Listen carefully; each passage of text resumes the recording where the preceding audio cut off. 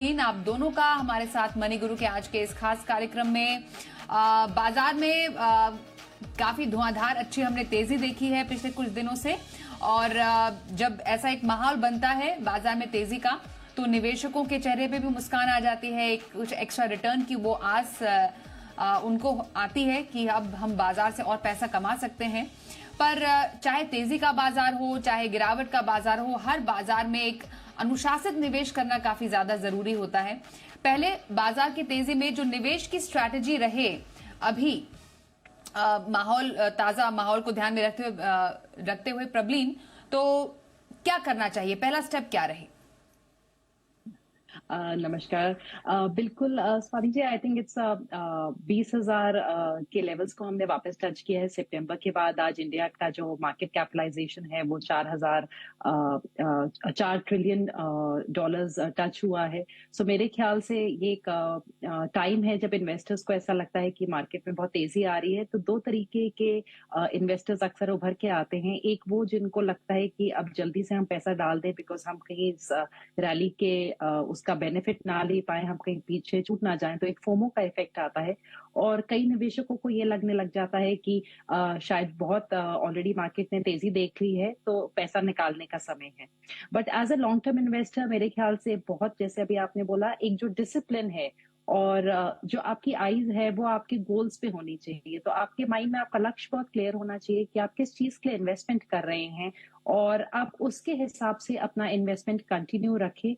कई बार no action is the best action, यानी कि मार्केट में लोज और हाईज आते रहेंगे। तो बिना किसी एक्शन के अपनी इन्वेस्टमेंट्स को कंटिन्यू करना मेरे ख्याल से एक बहुत महत्वपूर्ण चीज है। दो तीन सूरतें हैं जहां पे निवेशक ये सोच सकते हैं कि शायद उनको अपना कुछ चेंज करने की जरूरत है, और वो तभी है अगर आपका कोई गोल फुलफिल हो रहा है, उसकी टाइम पूरा हो रहा है और आपको पैसे की जरूरत होने वाली है, तो आप डेफिनेटली अपना पैसा धीरे धीरे निकालना शुरू करें। सेकंड, मेरे ख्याल से स्वाति जी, अगर आपका एसेट एलोकेशन बहुत ज्यादा इक्विटी की तरफ इस टाइम पे मूव हो चुका है, जो ज्यादातर रिटेल इन्वेस्टर्स के केस में हम लोग नहीं देखते हैं, तो तब डेफिनेटली आप उसको ठीक करने के लिए थोड़ा सा मूवमेंट कर सकते हैं अपने पोर्टफोलियो में। और तीसरा, कि अगर आपको लगता है कि आपके पोर्टफोलियो को किसी तरीके के रिव्यू की जरूरत है, बहुत ज्यादा स्कीम्स हैं और थोड़ा डीक्लटर करने की जरूरत है, तो ऐसे में भी आप अपने निवेश से थोड़ा पैसा निकाल के रीएलोकेशंस कर सकते हैं। बट अदरवाइज अगर आपका लंबे समय का टाइम पीरियड है इन्वेस्टमेंट्स का, तो आप जैसे अपनी इन्वेस्टमेंट्स को कंटिन्यू कर रहे करिए। और ये सिर्फ एक मेरे ख्याल से शुरुआत है इंडियन मार्केट्स की। हम अगर 19 जब तक हम अपने इंडिपेंडेंस के 100 साल पूरे करेंगे, मोदी जी ने जो इंडिया के लिए एम्बिशियस टारगेट सेट किया है कि हम एक डेवलप्ड इकोनॉमी होंगे। ईवाई की रिपोर्ट बोलती है कि हमारा जीडीपी करीबन 25 ट्रिलियन होगा with per capita income of $15,000। तो Swati ji, this is just the beginning, and अपने इन्वेस्टमेंट्स को एक डिसिप्लिन तरीके से कंटिन्यू करना आई थिंक सबसे इम्पोर्टेंट चीज है जो निवेशकों को करनी चाहिए। बिल्कुल, तो बाजार के किसी भी चाल में कुछ डूज और डोंट्स का ख्याल रखना चाहिए। प्रतिभा, एसेट एलोकेशन भी काफी इंपॉर्टेंट है। कई बार हम कुछ एसेट एलोकेशन करते हैं बाजार की चाल के हिसाब से या उसके उतार चढ़ाव के हिसाब से। कई बार हमारा एसेट एलोकेशन बिगड़ भी जाता है। क्या अभी एसेट एलोकेशन को रिव्यू करना का सही समय है? अभी एसेट एलोकेशन का सही तरीका क्या होना चाहिए ऐसे बाजार में? जैसे उन्होंने बहुत खूबसूरती से प्रवीण जी ने बताया, एसेट एलोकेशन अगर ठीक करना है तो ये बेस्ट टाइम है जब वैल्यूएशंस अच्छे होते हैं। तो एसेट एलोकेशन को सुधारें। एसेट एलोकेशन जब शॉर्ट टर्म नीड्स जो होती है उसके लिए आप डेट में इन्वेस्ट करेंगे और लॉन्ग टर्म के लिए इक्विटी में। टैक्टिकल एसेट एलोकेशन कभी भी गलत हो सकता है। तो अगर आपने कस्टमाइज फाइनेंशियल प्लान के हिसाब से अगर आप कर रहे हो, आपने लॉन्ग टर्म नीड्स इक्विटी में है और आपने तय किया हुआ है कि आपका इक्विटी परसेंटेज होगा 70, और ये टाइम पे आपको पता चल रहा है कि 70 का 80 या 90 हो गया, तो उसको कम करना ये बहुत अच्छा मौका है ये एसेट एलोकेशन को सुधारने का। आमतौर पे जब एसेट एलोकेशन बोलते हैं तो हम सिर्फ इक्विटी डेट सोचते हैं, लेकिन ये भी तो आपको सोचना है कि इक्विटी के अंदर जो है आपका लार्ज कैप कितना है, मिड कैप कितना है और स्मॉल कैप। हाल ही में आपने देखा कि स्मॉल और मिड कैप का रनअप बहुत अच्छा हुआ है। अगर आपने पहले डिसाइड किया है कि आपका 60% या 2/3 of your portfolio will be large cap और अभी की रनअप की वजह से वो कम हो गया, तो it's also a good time कि आप थोड़ा वो मार्केट कैप को भी अपने एसेट एलोकेशन प्री डिसाइडेड के हिसाब से वापस बैलेंस कर दें। This is a fabulous opportunity to there. Absolutely. तो एसेट एलोकेशन को रिव्यू करना या अगर रीबैलेंस की जरूरत, रीबैलेंसिंग की कोई किसी भी किस्म की जरूरत है, उसको ध्यान में रखें। जो शॉर्ट टर्म और मीडियम टर्म के लक्ष्य है प्रबलीन, ऐसे में क्योंकि शॉर्ट टर्म के लक्ष्य काफी ज्यादा इंपैक्ट होते हैं ऐसे किसी भी मूवमेंट से, तो शॉर्ट टर्म हो गया। एंड देन मीडियम टर्म के लिए आपको क्या ख्याल रखने की जरूरत है जिन निवेशकों के शॉर्ट और टू मीडियम टर्म के लक्ष्य हैं इस वक्त? जी, स्वाति जी, हमारे पास भी बहुत निवेशक है जिनके पास कई बार वो आते हैं, वो कहते हैं हमें 1 साल का ही पैसा लगाना है। तो ऐसे में अगर आपका कोई नियर टर्म होराइजन है 1 से 3 साल का, तो मेरे ख्याल से आप उस टाइम पे इक्विटी से थोड़ा दूर रहें। 3 साल में आप तो भी शायद एक 10 से 15% का इक्विटी रख सकते हैं, पर ज्यादातर आपका जो पूरा पोर्टफोलियो है वो ऐसे में फिक्स्ड इनकम में ही होना चाहिए, बिकॉज जो प्रिडिक्टेबिलिटी है रिटर्न्स की वो आपको बहुत ज्यादा जरूरत है, और आपको अपने कैपिटल एप्रिसिएशन से ज्यादा आपको अपनी कैपिटल की सेफ्टी का ध्यान देना है, बिकॉज आपके लक्ष्य पास हैं। इसलिए यहाँ पे बहुत ज्यादा एडवेंचरस इन्वेस्टमेंट्स निवेशकों को नहीं करने चाहिए, और स्पेशली जब मार्केट्स जैसे आज हम देख रहे हैं कि मार्केट जब बहुत रफ्तार पकड़ती है, अक्सर ऑप्टिमिज्म बहुत बढ़ जाता है इन्वेस्टर्स में, एंड तब हम कहीं ना कहीं थोड़ा सा ग्रीडी होके हमें लगता है कि कोई बात नहीं, हम रिस्क ले लेते हैं। तो मार्केट कंडीशंस के हिसाब से आप अपना रिस्क एपेटाइट ना बदलें। आप अपनी जो इन्वेस्टमेंट होराइजन है उसके साथ, अगर आपका 1-2 साल का ही होराइजन है, तो आप वहां ज्यादा रिस्क ना उठाएं, बिकॉज आपको अपने पैसे को सेफ रखना बहुत जरूरी है।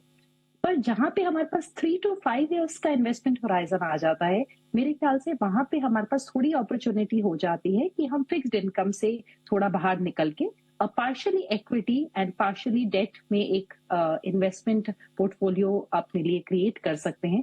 एंड मेरे ख्याल से हमारे पास बहुत खूबसूरत प्रोडक्ट्स हैं with in the mutual fund industry, जैसे कि बैलेंस्ड एडवांटेज फंड्स हो गए, जो मार्केट के अनुसार जो प्राइस टू अर्निंग्स रेशो है, price to book value ratio है, मोमेंटम क्या है मार्केट्स में, बहुत सारे फैक्टर्स के बेसिस पे अपना इक्विटी का जितना परसेंटेज उनको इन्वेस्टमेंट रखना है उसको डिसाइड करते हैं स्वाति जी, एंड जो रिमेनिंग है आपका डेट में होता है। मार्केट में अगर एकदम गिरावट आई तो वो अपने आप आपका जो पैसा है वो फिक्स्ड इनकम से इक्विटी में डाल देते हैं, और उसका विपरीत भी करते हैं अगर मार्केट्स बहुत रफ्तार पकड़ लेती हैं। तो मेरे ख्याल से अगर 3 से 5 साल का आपका एलोकेशन का होराइजन है, तो आप डेफिनेटली बैलेंस्ड एडवांटेज फंड्स को देख सकते हैं। और अगर अभी हम डिफरेंट बैलेंस एडवांटेज फंड्स को देखें, तो हम ये देखेंगे करीबन 35 से 55% के बीच में ही सबका एलोकेशन है। सो अप्रोक्सीमेटली आप 45 to 50% होल्ड किया हुआ है। एक अगर हम कैटेगरी एवरेज निकालें इस टाइम पे बैलेंस्ड एडवांटेज फंड्स का, यानी कि 50% वो फिक्स्ड इनकम में है इस टाइम पे, 60% इक्विटी में है, और उसी तरीके के वो रिटर्न्स भी देते हैं। तो आपकी रिटर्न एक्सपेक्टेशंस जो इस तरीके के फंड से हैं वो FD प्लस 2 या 3% होना चाहिए। तो आप करीबन एक मॉडरेट रिस्क लेते हुए रिटर्न एक्सपेक्टेशंस मेरे ख्याल से 10% के करीब की रख सकते हैं यहाँ पे, जो इन फंड्स ने हिस्टोरिकली दिया है। और यहाँ पे आपका रिस्क भी थोड़ा सा बैलेंस्ड है, और आपके रिटर्न्स भी डेट और इक्विटी के बीच के आपको मिल सकते हैं। एब्सोल्युटली। तो बैलेंस एडवांटेज फंड इक्विटी और डेट दोनों का तालमेल ऐसे किसी फंड में होता है, खासियत समझाई प्रबलीन ने। प्रतिभा, बैलेंस एडवांटेज में भी, क्योंकि जैसा प्रबलीन बता रही थी, क्योंकि जो नेट इक्विटी का परसेंटेज है वो वेरी करता है, मतलब एज लो एज 30% भी है, एज हाई एज 80% भी है। तो एक निवेशक के लिए कितना परसेंटेज ऑफ इक्विटी में उसको निवेश रखना है या कितना डेट में रखना है, वो ऐसे किसी हाइब्रिड वाले बैलेंस एडवांटेज फंड में वो कैसे सुनिश्चित कर सकते हैं? प्रतिभा, अगर वो बैलेंस एडवांटेज कैटेगरी चुनते हैं तो वो फंड मैनेजर तय करेंगे बेस्ड ऑन मेनी फैक्टर्स, जैसे मोमेंटम का कोई फंड होता है, कोई पी के ऊपर होता है, कि उस टाइम पे उस फंड में कितना उनका इक्विटी वर्सेस डेट होगा। अगर वो सोचते हैं कि हमें हाइब्रिड चाहिए लेकिन ज्यादा कंजर्वेटिव नहीं चाहिए, तो उसके लिए भी है कि वो हमेशा 65% इक्विटी में रखेंगे। लेकिन अगर आपका क्वेश्चन ये है कि हाई वैल्यूएशंस में क्या करना चाहिए, तो हमारा मकसद जो होना चाहिए मिड टर्म के लिए कि वॉलेटिलिटी कम हो और रिटर्न्स बेटर देन डेट मिले, उसके लिए balance advantage is a good story and उसमें बेटर रिटर्न्स मिलेंगे और वॉलेटिलिटी अपने आप एडजस्ट हो जाएंगे।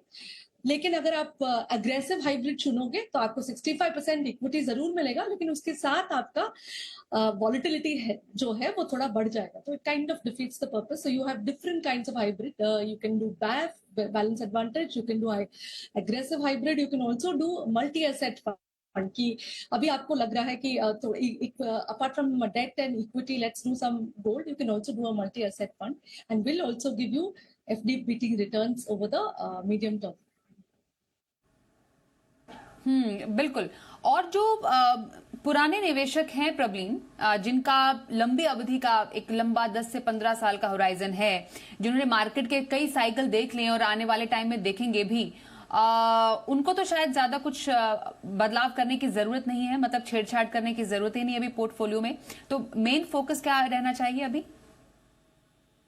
बिल्कुल, मेरे ख्याल से स्वाति जी, जहाँ पे उनका ऑनगोइंग इन्वेस्टमेंट्स हैं उनके लिए ये एक बहुत अच्छा टाइम है जब इंडियन इकोनॉमी के मैक्रो इकोनॉमिक्स अगर हम देखें, हमारी ग्रोथ स्टोरी देखें, हम इस टाइम पे सबसे फास्ट मूविंग $1 ट्रिलियन इकोनॉमी है, हम 6.5 से 7% के ग्रोथ पे हैं। एंड मेरे ख्याल से जब एक ग्लोबल एनवायरनमेंट थोड़ा मिक्स्ड है, एक तरफ हमने इजराइल वॉर देखी है, हमने रशिया और यूक्रेन के क्राइसिस देखे, हमने पीछे एनर्जी क्राइसिस देखे हैं, नेक्स्ट ईयर चैलेंजिंग होगा, प्रेसिडेंशियल इलेक्शंस है यूएस में, इंडिया में इलेक्शंस है। इस पूरे सेटअप के बीच में जब एक हमारी कंट्री की इकोनॉमी अच्छा कर रही है, मार्केट्स अच्छा कर रहे हैं, यहाँ पे अगर कोई करेक्शन मिलती है मेरे ख्याल से ऑनगोइंग इन्वेस्टर्स को जिनकी ऑलरेडी इन्वेस्टमेंट्स है, सो कुछ लिक्विडिटी अपने पास मेंटेन करके मेरे ख्याल से वहां पे पैसा वो ऐड कर सकते हैं इंक्रीमेंटली। और उसके अलावा जो उनके ऑनगोइंग इन्वेस्टमेंट्स हैं उनको कंटिन्यू रखें, बिकॉज जो लॉन्ग टर्म इन्वेस्टमेंट्स हैं उनमें ये इस टाइप के उतार चढ़ाव बहुत सारे आएंगे, चाहे वो हम 2008 का सब प्राइम क्राइसिस की बात करें, चाहे हम कोविड की बात करें, कोई ना कोई इवेंट आएगा आपकी जर्नी में। इसलिए यहाँ पे एक SIP बहुत अच्छा हम माध्यम भी बोलते हैं निवेशकों के लिए, कि वहां पे आपकी बहुत अच्छी एवरेजिंग हो जाती है। एंड मेरे ख्याल से जो फुलफिलमेंट ऑफ फाइनेंशियल गोल्स है उसी को आप पेड टारगेट बना के चलें। एंड जैसे आपने बोला कि बहुत ज्यादा छेड़छाड़ की जरूरत नहीं है, आप एंजॉय करें, आपके रिटर्न्स अगर यहाँ अच्छे लग रहे हैं, पर मेरे ख्याल से किसी भी यहाँ पे करेक्शन को डेफिनेटली यूटिलाइज करते हुए थोड़ा इंक्रीमेंटल इन्वेस्टमेंट जो हमें करंट स्ट्रक्चर दिख रहा है इंडिया का ग्लोबल इकोनॉमी के बैकड्रॉप पे, वहां पे उसको यूटिलाइज करना चाहिए। बिल्कुल। और अभी क्योंकि जब भी बाजार एट हाई रहते हैं, बाजार में अच्छा प्रदर्शन है, लोग चाहते हैं ज्यादा से ज्यादा पैसा बने और ज्यादा से ज्यादा पैसा वो निवेश भी करें। प्रतिभा, अभी निवेश शुरू करने का सही समय? निवेश शुरू करने का तो हर समय सही समय है। अगर आप SIP के तौर पे या STP कर रहे हो, सिस्टमैटिक ट्रांसफर कर रहे हो, at any point of time it's a good one. अगर आपने स्टार्ट किया तो ये हमेशा होता है कि जब मार्केट्स अच्छे करता है तो आपको और ज्यादा इन्वेस्ट करने का मन करता है, और अच्छी बात भी है। लेकिन एक्सपेक्टेशंस ठीक रखे कि शॉर्ट टर्म में हो सकता है आपका इन्वेस्टमेंट्स अच्छा ना करे, हो सकता है वॉलेटिलिटी हो सकता है नेगेटिव रिटर्न्स हो, लेकिन ये पूरा कॉन्फिडेंस के साथ आपको रहना है कि आपके 5 साल या उसके ऊपर के गोल्स में आपको बहुत अच्छा रिटर्न्स मिलेगा। So any time is a good time and better not to put lump sum. Lump sum तो हम हमेशा ही बोलते हैं कि अगर आपके पास लमसम भी है वो पूरा आप डेट फंड में डाल दें और धीरे धीरे over 15 weeks 20 weeks depending on your comfort आप धीरे धीरे इक्विटी में ट्रांसफर कर सकते हैं। तो जब आपका सरप्लस है, जब आपको मन करता है, आप स्टार्ट करें और कभी रुके ना, निवेश करते रहे। बिल्कुल। तो निवेश शुरू करने का कोई सही समय नहीं, जब आपको लगता है कि आपको निवेश शुरू करना है, आपके पास कुछ पूंजी बनाने का समय आ गया है, निवेश की शुरुआत करें। और अनुशासन से SIP के जरिए निवेश करना है तो लंबी अवधि का निवेश प्लान होता है सबसे सटीक निवेश प्लान। एक ब्रेक लेते हैं, ब्रेक के बाद हम जरा चर्चा आज हम करेंगे म्यूचुअल फंड लाइट फ्रेमवर्क की, क्या असर पड़ेगा इसका पैसिव फंड्स पर। चर्चा थोड़ी देर में, बने रहिए हमारे साथ।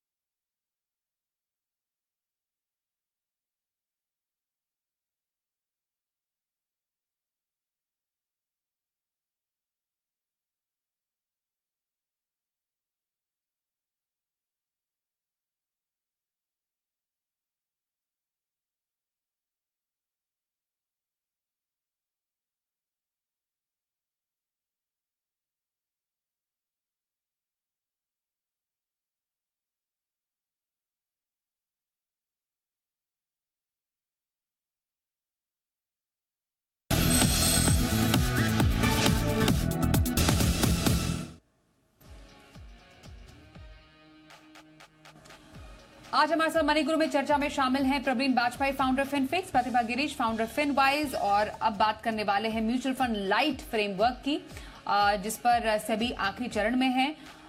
समझना जरा चाहेंगे ये फ्रेमवर्क क्या है, क्यों लाया गया है। और प्रवीण, आपसे शुरुआत करें तो म्यूचुअल फंड लाइट फ्रेमवर्क पिछले कुछ समय से इस पर काम चल रहा है और आखिरी दौर में है ये फ्रेमवर्क।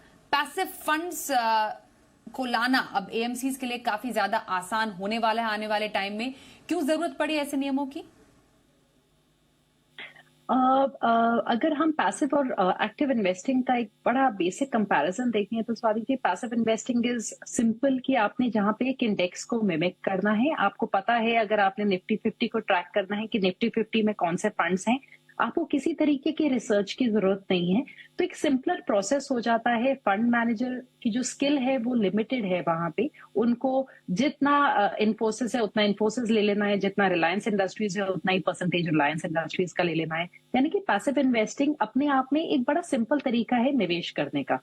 और इस इन्वेस्टमेंट को बढ़ाने के लिए, पैसिव इन्वेस्टिंग को मेरे ख्याल से बूस्ट देने के लिए, जो अभी इंडस्ट्री का सिर्फ करीबन 17% के करीब है, ये रेगुलेशंस में थोड़ा चेंज लाया जा रहा है जहाँ पे हम पैसिव इन्वेस्टिंग को इजी कर रहे हैं।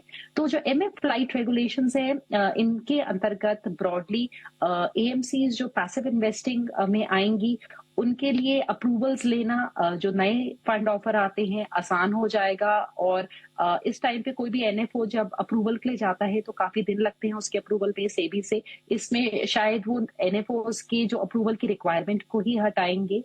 फंड मैनेजर्स के ऊपर बहुत स्क्रूटनी रहती है जब उनकी कॉल्स होती हैं कि क्योंकि एक्टिव फंड्स में वो डिसाइड करते हैं कौन से फंड में कितना एलोकेशन होना चाहिए। पैसिव इन्वेस्टिंग में एक ओपन बुक है कि हमने कौन सा स्टॉक ले रहे हैं, कितने परसेंटेज में, तो वहां पे स्क्रूटनी फंड मैनेजर्स के ऊपर कम रखी जाएगी। इसके अलावा जो नेटवर्थ रिक्वायरमेंट है एएमसीज की, उनमें भी मेरे ख्याल से एक डिफरेंस आएगा। अभी एक करीबन 50 करोड़ का नेटवर्थ होना चाहिए और 5 साल की वो प्रॉफिट मेकिंग इंस्टीट्यूशन होना चाहिए म्यूचुअल फंड का स्पॉन्सर होने के लिए। इन चीजों को थोड़ा सा आसान किया जाएगा ताकि और एंटिटीज इस इंडस्ट्री में आ पाए और ये सारी एमएफ लाइट के अंतर्गत जो है वो उनके साथ जुड़ेंगी। और जिन एएमसीज को इनके साथ जोड़ा जाएगा वहां पे ये different regulations along with the major जो रेगुलेशंस है इंडस्ट्रीज की वो चलेंगी। बट ये एक सिंपलर फॉर्मेट है और ये सिर्फ उन्हीं पे लागू होगा स्वाति जी जहां पे सिर्फ पैसिव इन्वेस्टिंग वाली एएमसीज आ रही हैं। और मेजर जो एएमसीज हैं अभी वो एक्टिव और पैसिव दोनों करती हैं और 14 से 15 मेरे ख्याल से एएमसीज हैं जो अभी सिर्फ एक्टिव इन्वेस्टिंग ही करती हैं। और ग्लोबली अगर हम देखें तो पैसिव करीबन 50% है यूएस इकोनॉमी का और इंडिया में पेनिट्रेशन बहुत कम है। तो अगर ये मूव लाया जाता है मेरे ख्याल से उससे पैसिव इन्वेस्टिंग को काफी बूस्ट मिल सकता है। बिल्कुल। इसी पॉइंट से मैं प्रतिभा आपके पास आना चाहती हूँ क्योंकि एक्टिव फंड का जो यूनिवर्स है पहले से ही बहुत बड़ा है। जैसा प्रवीण भी कह रही हैं कि यूएस के मुकाबले भारत में इसकी बढ़ने की संभावनाएं बहुत ज्यादा है और रेगुलेशन काफी हद तक मदद कर सकती है और ज्यादा से ज्यादा पैसिव फंड आने के। पिछले कुछ समय में एक्टिव के मुकाबले पैसिव का प्रदर्शन कैसा लग रहा है और क्या निवेशकों का रुझान आने वाले टाइम में से बढ़ेगा आगे? मेरे हिसाब से इंडिया डिफरेंट एक स्टेज पे है रिजर्वी एक्टिव और पैसिव और बहुत स्कोप है आज की तारीख में to be able to give better returns than index. तो एक्टिव फंड्स जहां पे आप रिसर्च की क्षमता रखते हो या खुद करते हो या फिर आपका एक्सपर्ट एडवाइस मिल रहा है, आप प्रोफेशनल की एडवाइस ले रहे हो, तो आप it's very possible to get better than index kind of returns. So active is at a different stage in India. Yes, passives are catching on. अगर कोई DIY कस्टमर है जो इतना ज्यादा इंटरेस्ट नहीं रखते कि वो रिसर्च नहीं कर सकते कि कौन सा फंड एक्चुअली इंडेक्स को बीट कर सकता है consistently over long periods of time, तो उनके लिए it is passives are also good. मेरे हिसाब से it's never active versus passive, it's active and passive कि आपके पोर्टफोलियो में दोनों के लिए अलग अलग एक रोल है। आपका कोर पोर्टफोलियो हो सकता है एक्टिव हो, लेकिन अगर आपको एक मान लीजिए छोटा सा एक्सपोजर लेना है, आपको लगता है manufacturing is taking up is going to go up very high, it's going give very high returns, तो आप पैसिव में वो एक छोटा सा एक एक्सपोजर ले सकते हैं. So it's both, it's not either or. Yes, it's catching on and it is good for investors who don't want to, ज्यादा रिसर्च नहीं करना है, index returns are good, then they should go with passive funds, and it's a good good strategy. Why should only financial plan जो है वो सिर्फ customise क्यों रहे? रेगुलेशन भी तो कस्टमाइज रहना चाहिए. जहां पे इंटरवेंशन ही नहीं है वहां पे सिंप्लीफाई कर दे और ज्यादा इनोवेशन आएगा पैसिव फंड्स में, ज्यादा लोग जुट जाएंगे निवेश में. ये तो बहुत अच्छी बात.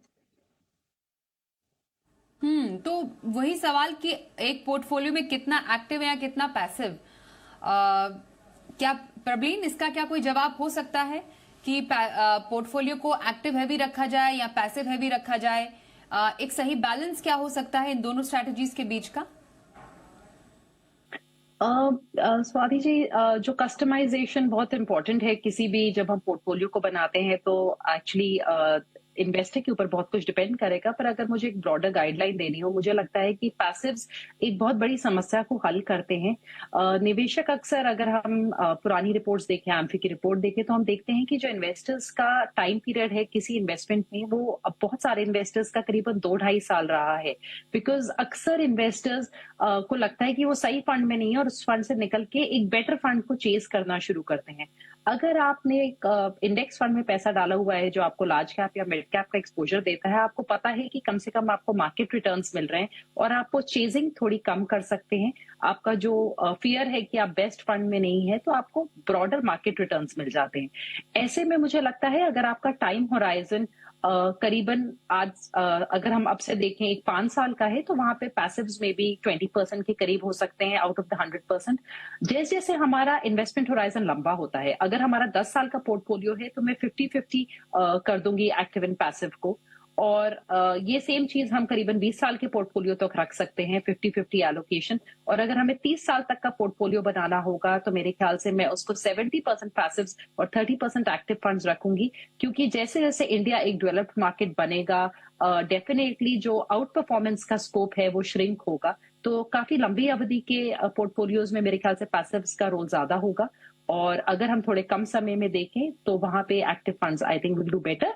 एंड स्मॉल कैप्स में अभी भी मेरे ख्याल से एक्टिव फंड्स की तरफ मेरा रुझान है. लार्ज और मिड में I will tilt towards passive.